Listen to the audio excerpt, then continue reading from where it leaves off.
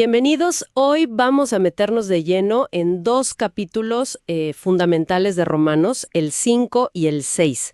Usamos la versión Reina Valera 1960. Así es. La idea es explorar esa comparación tan potente entre Adán y Cristo. Y bueno, ¿qué implica eso de estar muertos al pecado? Exacto. Es fascinante ver cómo, según Pablo, un solo acto tiene consecuencias universales y cómo la gracia divina responde a eso.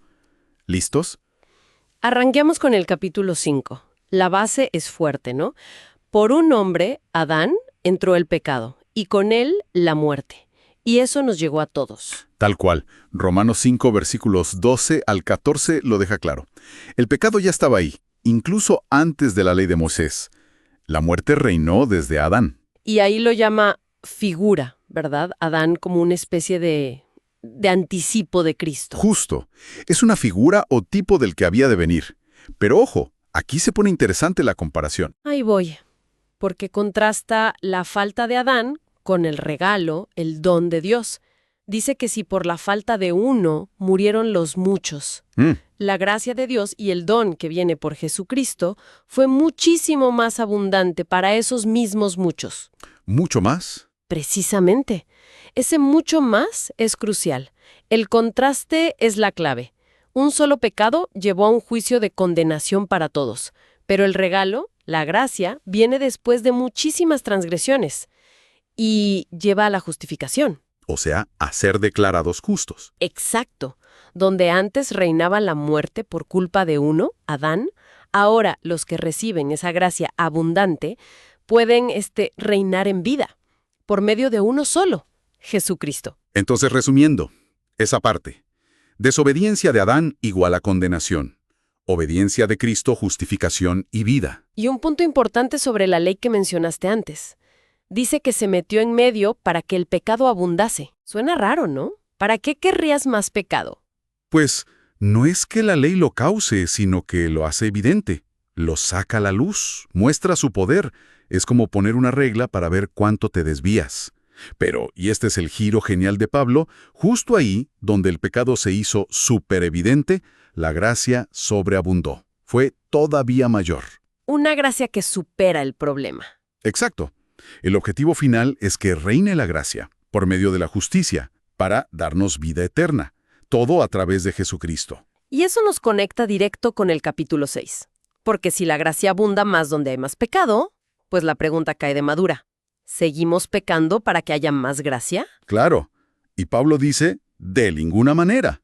Rotundo. Argumenta que los que hemos muerto al pecado, ¿cómo vamos a seguir viviendo en él? Y ahí entra el bautismo. Justo. Lo usa como imagen. Ser bautizados en Cristo Jesús es ser bautizados en su muerte. Es como ser sepultados con él. Para morir al pecado.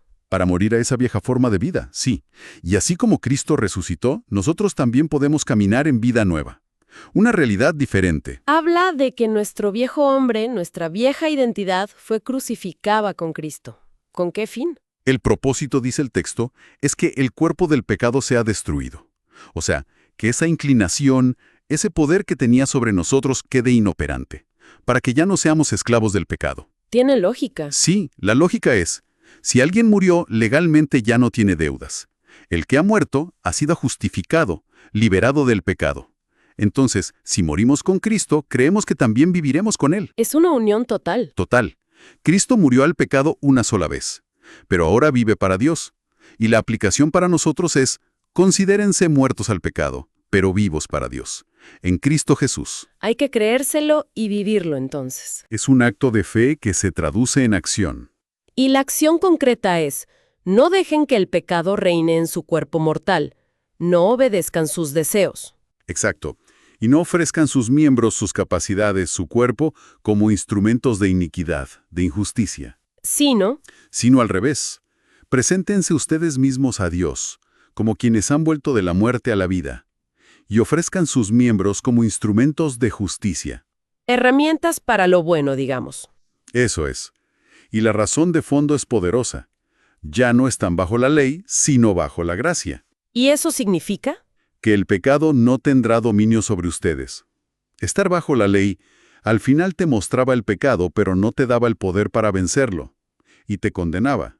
Estar bajo la gracia te da el perdón y además el poder para vivir de una manera nueva.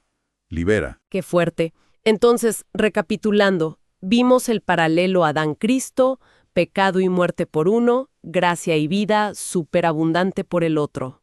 Un contraste increíble. Y la consecuencia, para los que están en Cristo, una muerte real al dominio del pecado y una vida nueva orientada a Dios. Queda una pregunta picando, ¿no? Para pensarla. Si ya no estamos bajo la ley, sino bajo la gracia, ¿cómo se ve esa libertad del pecado en el día a día, concretamente? Buena pregunta. ¿Qué diferencia real hay entre actuar como instrumento de justicia porque te sientes impulsado por la gracia, agradecido, versus hacerlo por obligación o por miedo a la ley? ¿Cómo se vive eso? Ahí queda para reflexionarlo. Gracias por este análisis. Un gusto, como siempre.